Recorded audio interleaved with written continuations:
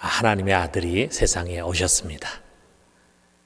성령으로 우리 마리아의 몸에서 잉태되시고 그리고 해산되셨습니다.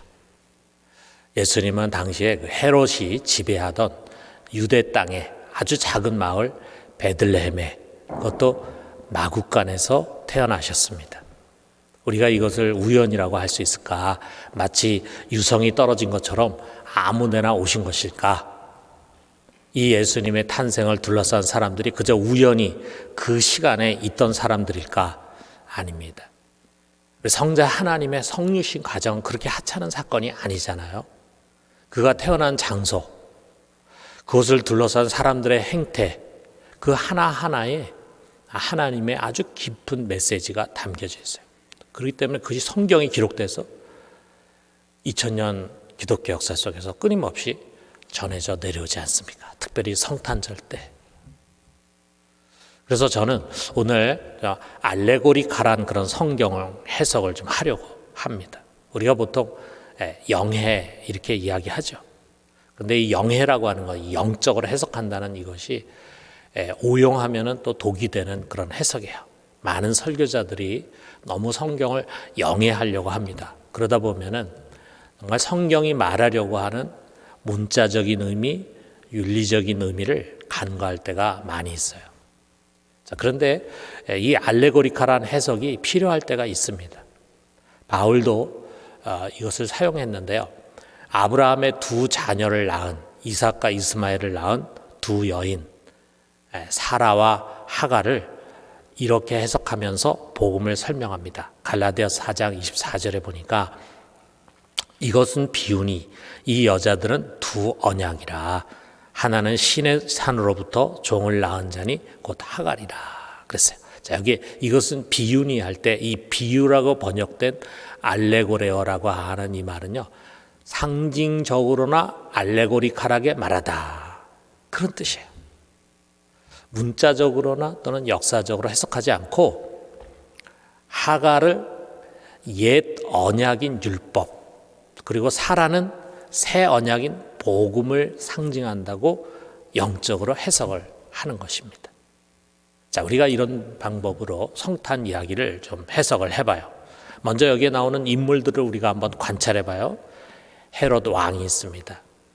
그는 정통 유대인이 아니에요.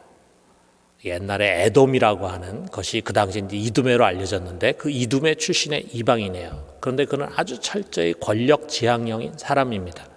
그래서 그 당시 로마의 황제 가이사에게 잘 보여가지고 결국은 이 유대 땅을 통치하는 왕이 됐습니다.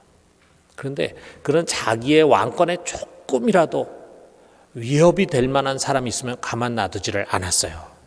그래서 자기 주위에 충성스러운 가신들도 많이 죽였지만 가족들을 많이 죽였습니다. 그의 숙부를 죽이고 처남, 그 다음에 할아버지, 모친을 죽이고 심지어는 자기 아내 마리암을 죽이고 또 자기의 두 아들까지 죽였어요. 정말 광적인 사람이죠. 자, 이런 사람이 유대 땅에 왕이 났다, 그리스도가 나셨다라고 하는 말을 들었을 때 얼마나 놀랬겠습니까? 가만둘 리가 없죠. 그래서 우리가 아까 성경 읽었지만 결국 동방 박사가 천사의 지시를 받고 다른 곳으로 갔기 때문에 예수를 찾을 수가 없어. 그러니까 그 예수가 태어났다라고 하는 베들레헴 인근 지역에 이제 갓 태어난 2살 아래 사내 아이를 다 죽인 거예요. 얼마나 끔찍하고 잔혹한 일입니까? 정말 무서울 정도로 자기 중심적인 사람이죠. 또 여기 대제사장과 서기관이 나오잖아요. 헤롯이 유대 왕 그리스도가 어디서 났겠느냐라고 물으니까 그들이 주저하지 않고 미가서를 인용하면서 베들레헴에서 났을 것이라 가르쳐 줍니다. 성경 박사들이죠. 자, 이들 우리가 성경에서 잘 알잖아요. 이들은 자신들만큼 신앙이 좋은 사람 있으면 나와보라 해 라고 할 만큼 굉장한 자부심을 갖고 있는 종교 지도자들이에요. 자, 그런데 이들과는 다른 부류의 사람들로 동방 박사들이 나옵니다. 그들은 저 동방, 동쪽이니까 어디 지역인지는 정확히 알 수 없죠. 거기에 천문학자들이에요. 그래서 별을 관찰하다가 큰 별이 움직이고 있는 것을 찾아내고 이게 보통 일이 아니다 해가지고 그 별을 따라서 여기 유대 땅까지 왔어요. 그리고 베들레헴 마구간 위에 그 별이 머무르는 것을 보고 그 안으로 들어가서 아기 예수께 절을 하고 준비해온 선물을 드렸습니다. 자, 그러니까 우리가 오늘 읽은 이 성경 본문에서 유일하게 아기 예수님을 만난 사람들입니다. 자, 우리가 이 성경을 해석하면서요, 먼저 여기 지금 태어난 아기 예수가 누군가 여기서부터 우리가 시작을 해요. 자, 성경은 그분에 대해서 이렇게 소개합니다.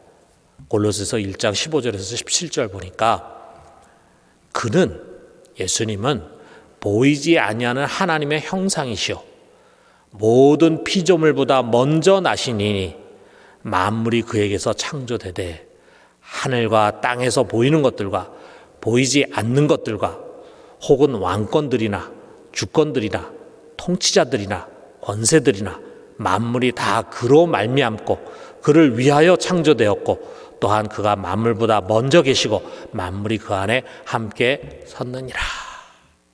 여러분, 이 예수님에 대한 신앙의 고백을 믿으십니까? 예수님이 그런 분이라는 거 우리가 다 믿잖아요. 그는 왕이십니다. 그저 어떤 한 나라의 왕 또는 제국의 왕이 아니에요. 여기서 왕이 의미하는 것은 모든 만물, 이 우주 만물의 창조자예요. 이 모든 우주 만물이 그로 말미암아 시작이 됐어요. 또 세상의 모든 권세를 부여하시고 그 권세 위에 계신 주권자십니다. 그리고 만물이 이 세상에 존재하는 궁극적인 목적, 그 목적이 되시는 분입니다. 그는 온 우주의 왕이세요. 자, 그런 왕이 자기가 만든 피조 세계, 자기 백성 가운데 보이는 모습으로 오신 그것이 성탄이에요. 그렇다면은 여러분, 우리가 이분 앞에서 어떤 자세를 취해야 되겠습니까? 무조건 무릎을 꿇는 거죠. 엎드리는 거죠. 경배하는 거죠. 그리고 그분께 순종하는 것이죠. 그것이 우리 인간이 서야 할 자리 아니겠어요? 자, 그런데 여러분 한번 보세요.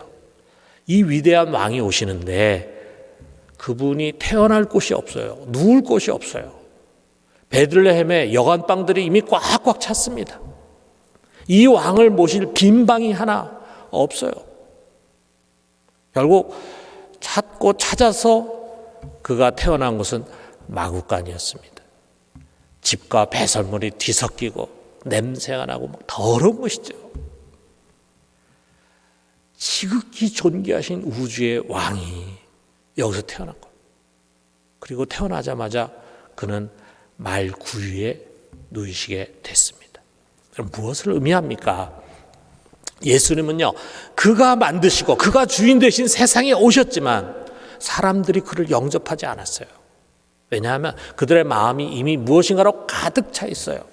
자신들이 옳다고 확신하는 것, 자신들이 귀하다고 하는 것, 죄악된 것들로 꽉 차 있습니다. 그 교만한 곳에는 주님께서 비집고 들어갈 만한 틈이 없어요. 자, 그런데 그분을 모신 곳도 성경이 우리에게 소개해 주고 있습니다. 어느 곳이 그분을 모셨습니까? 어린아이와 같은 마음, 비천한 마구간과 같이 겸비하고 그리고 낮아지고 자신을 비울 줄 아는 그런 마음, 그곳에 영광의 왕이 임하더라 이거죠. 여기에 등장하는 사람들은요, 이 두 부류의 사람들을 상징해 주고 있습니다. 첫째 부류로 헤롯과 종교 지도자들이에요. 헤롯은 그 당시에 이 유대 땅을 다스리는 왕이에요. 그 유대 땅 안에서 그런 자기가 하고 싶은 일을 다 합니다. 마음에 들지 않으면 뭐 누구든지 죽일 수 있어요. 얼마나 그 주변의 사람들이 공포에 사로잡혔습니까? 여러분, 이 헤롯은 스스로를 인생의 주인이라고 여기며 살아가는 모든 사람들을 상징합니다. 한 나라는 아니지만 적어도 내 인생이라고 하는 영역이 있잖아요. 내 인생이라고 하는 영역에서는 내가 왕이에요. 뭐 능력이 있건 없건 간에 자기 인생의 영역에 있어서는 자기가 왕이 되고 싶어 합니다. 누구도 이 영역에 들어와서 간섭하는 거 원하지 않아요. 여러분, 우리 어린 자녀들 있잖아요. 벌써 어린 자녀들도 우리가 어릴 때는 뭐 한 방에서 가족들이 다 같이 뒤섞여서 살았지만 지금은 다 자기 방들이 있으니까 아이들 보면 가끔 자기 방에 들어가서 문을 꽉 잠굽니다. 그 방에서만큼은 부모 간섭받지 않고 내가 왕이 되고 싶은 거야. 내가 하고 싶은 일, 내 마음대로 결정하고 그리고 하고 싶은 거예요. 이와 같아요. 내 영토예요. 내 자유로 내가 선택해. 내가 주인이고 내가 왕이에요. 그러므로 나를 또 다스리고 지배하려고 하는 새로운 왕을 거부하고 거절합니다. 자, 그런데 우리가 여기서 한번 생각을 해봐요. 우리 인간은 이 세상에 태어날 때, 만들어질 때 본래 주인으로 만들어진 것이 아닙니다. 우리 인간은 주인이 아니에요. 주인이 될 수가 없어요. 우리는 스스로 태어난 것도 아니고 그리고 스스로 존재할 수 있는 그런 자들도 아닙니다. 우리를 만드신 분이 있어요. 그리고 우리로 하여금 지금까지 살도록 온갖 것을 공급하시는 분이 있어요. 그분이 없으면 우리는 살지 못해요. 그가 누굽니까? 창조주 하나님이시잖아요. 그분이 주인이세요. 이 우주의 주인은 오직 한 분, 그분이십니다. 그리고 주인은 명령을 하는 거야. 그리고 종은 그 명령을 듣고 순종을 하는 거야. 이것이 순리입니다. 그래서 여러분, 하나님이 우리 인간을 만들자마자 벌써 명령하시잖아요. 번성해라, 정복해라, 다스려라. 창세기 1장에서 벌써 이런 문화 명령을 우리에게 주십니다. 아담과 하와가 그 주님 아래서 그분의 명령을 받고 순종할 때 그때가 제일 행복했어요. 그때가 제일 자유로웠어요. 그들은 자유를 만끽하고 평화롭게 에덴 동산에서 살았습니다. 이 하나님의 형상을 따라서 특별하게 만들어진 우리 인간에게 하나님은요, 다른 피조물과 달리 아주 특별한 권위를 주셨어요. 그래서 인간은 땅을 정복하고 하나님의 창조 세계를 돌보는 위대한 존재였습니다. 그런데 죄가 세상에 들어오면서요, 인간은 모든 것을 다 잃어버렸어요. 제일 먼저 잃어버리는 게 뭡니까? 자기 주인을 잃어버렸어요. 자기 주인. 그리고 이제 그 주인의 자리에 인간이 스스로가 앉아. 그러면서 자기가 자기의 인생의 주인이 되고 말았어요. 여기에 헤롯이 유대의 왕이고 유대의 주인인 것처럼 내 인생의 영역 안에서 내가 주인이고 내가 왕이에요. 그래서 우리는 자기를 섬깁니다. 자기 욕망에 순종합니다. 자기가 목적이 돼서 평생 살아갑니다. 그것이 우리 인간의 불행입니다. 특별히 우리 역사에서 보면은요, 중세진하고 계몽주의가 시작되면서 계몽주의 이후에 세상은 내가 마땅히 나의 주인이 되어야 된다 라고 가르쳤어요. 그것이 개개인의 가치와 소중함을 인식시키는 긍정적인 역할도 물론 했지만 그것을 넘어서서 철저히 자기 중심적으로 살도록 만들었어요. 인본주의의 결과가 바로 그거예요. 자기 중심적으로 살게 만드는 겁니다. 내 행복이 중요해. 그러면서 서구 문화의 중심 사상은요, 개인주의가 되고 말았어요. 자, 혹시 여러분이 읽어보신 분 있을지 모르겠는데 은밀한 세계관이라는 책을 쓴 스티브 윌킨스라는 사람이 있는데 그가 그 책에서요, 우리를 조종하는 8개의 세계관을 소개합니다. 그중에 첫 번째가 뭐냐면 개인주의. 우리 안 믿는 사람, 믿는 사람이나 간에 우리를 알게 모르게 조종하는 은밀한 세계관 중에 첫 번째가 개인주의인데 뭐라고 개인주의 소개했냐면 각 개인이 우주의 중심이라는 신념이 개인주의의 중심에 놓여 있다. 자기가 우주의 중심이야. 그래서 인간이 철저히 자기 중심적인 삶을 살아갑니다. 뭐 겉으로는 남을 위해 살고 국가를 위해서 하고 백성들을 위해서 하고 뭐 어쩌고 저쩌고 이렇게 그럴듯하게 포장해도 그 행동의 동기를 보면은 결국은 자기 개인의 이익, 이것을 제일 앞세워. 그렇게 윌킨스는 말합니다. 한마디로 이기주의라, 이기주의. 여러분, 이 팬데믹 시대에 말이죠. 미국의 모습에서 우리는 이 이기적인 개인주의 진면목을 보잖아요.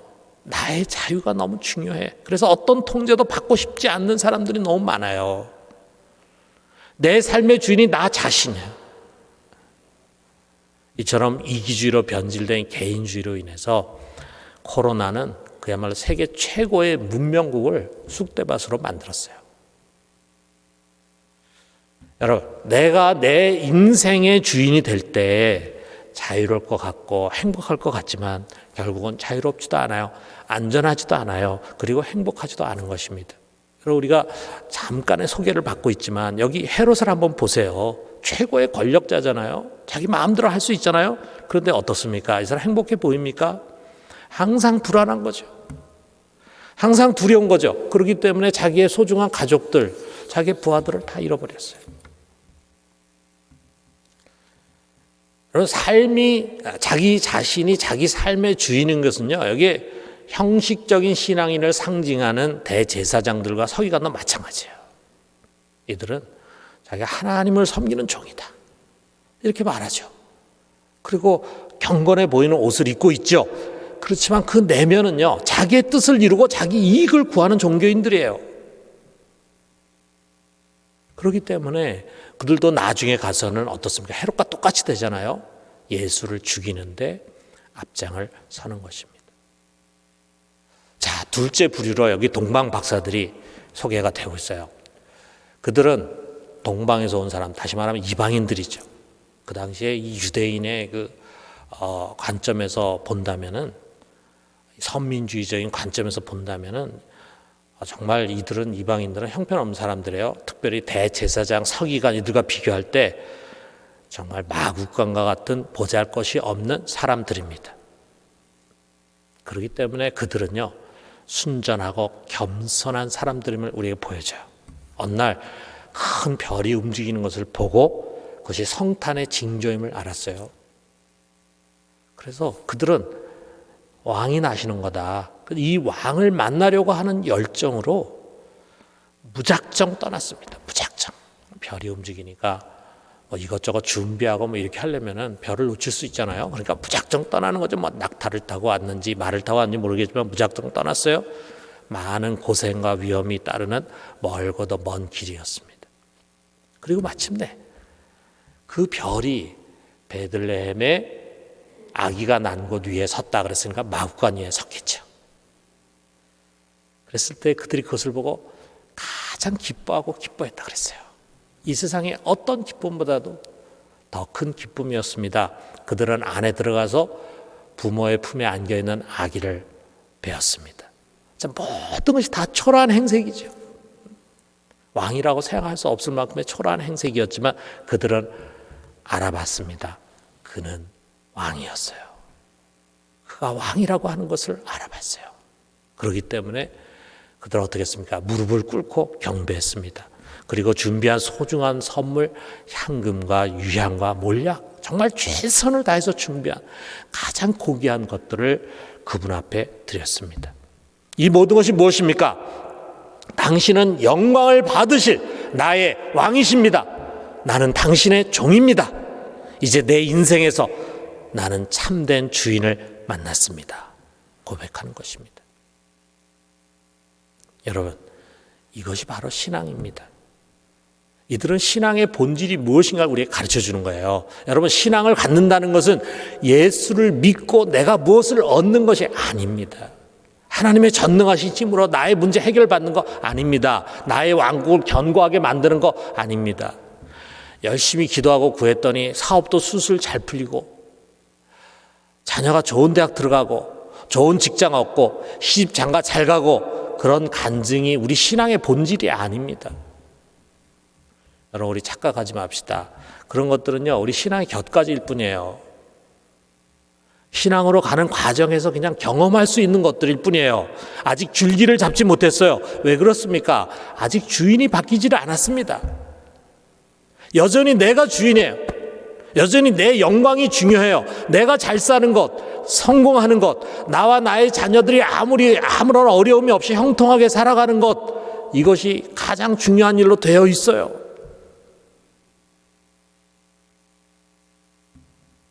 주인이 바뀌질 않았어요. 많은 교인들에게 여전히 자기가 주인입니다. 자기를 위해서 교회 생활하고, 자기를 위해서 사역하고, 자기를 위해서 사역을 그만두고, 자기를 위해서 이것을 선택하고 저것을 버려요. 여전히 자기가 우주의 중심이에요. 그리고 여러분, 그 자기가 아직 주인의 자리에 앉아있는 가운데서는요, 우리 속에 진정한 평화가 없습니다. 헤롯이 갖고 있었던 염려와 근심, 싸움과 두려움이 수시로 우리의 마음을 차지하게 될 것입니다. 여러분, 신앙은 나의 주인이 달라지는 것입니다. 하나님이 보내신 유일한 주를 나의 주로 영접하는 것입니다. 내가 앉았던 그 왕자에서 내가 내려오고 그분을 나의 인생의 왕자에 앉게 하는 거예요. 그래서 이제 내 안에서 나는 죽고 오직 그리스도만 사시는 거예요. 이건 신앙입니다. 이전에는 내가 원하는 대로 결정하고 내 뜻, 내 목표가 중요했어요. 그래서 이것을 고집하면서 달려왔어요. 그런데 주인이 바뀌었습니다. 예수님을 주로 고백한다면 여러분 이것을 인정합시다. 이제 중요한 것은 바로 이것입니다. 나의 왕 되신 주님의 거룩하신 이름이 높임을 받는 것이고 그의 나라가 이 땅에 임하고 더 확장되는 것이고 그의 뜻이 하늘에서 이루어진 것처럼 땅에서도 이루어지는 것입니다. 이 주기도문이 진정 우리의 가장 최고의 소원이 되는 거예요. 왜 그렇습니까? 이제 그분이 내 인생의 주인이기 때문이에요. 나의 무엇을 위한 신앙생활이 아닙니다. 그분의 영광을 위한 신앙이에요. 내가 잘 되는 것이 중요한 것이 아니라 주님과 그의 몸된 교회인, 그의 몸인 교회, 그리고 그의 나라가 잘 되는 것이 중요해요. 내가 원하고 내가 하고 싶은 것을 하는 것이 아닙니다. 그분이 기뻐하시고 그분이 원하는 그것을 이루는 것입니다. 그러므로 여러분, 순종, 이게 신앙이에요. 순종과 신앙은 별개가 아니에요. 여러분, 순종이 없는 신앙은요, 신앙이 아닙니다. 왜냐하면 순종하지 않는 사람은 아직 주인이 바뀐 것이 아니에요. 자기가 주인인 것은 신앙이 아니에요. 사랑하는 성도 여러분, 나의 왕이 오셨습니다. 동방바사처럼 우리 그분께 나아가서 이제 무릎을 꿇읍시다. 그리고 그분을 왕으로 높이고 경배합시다. 그리고 나의 가장 귀한 것을 아낌없이 그분께 헌신합시다. 그리고 그분께 순종합시다. 주께서 나의 주님이 되시는데 그가 나를 책임져 주실 것입니다. 아무리 큰 폭풍이 몰아치고 아무리 거친 풍랑이 일어난다 할지라도 우리는 안전함과 평강을 누리게 될 것입니다. 이 땅에 임하신 예수 그리스도를 진정 나의 왕, 나의 주님으로 모시고 그렇게 살아가는 우리 모두가 되기를 주님의 이름으로 축원합니다.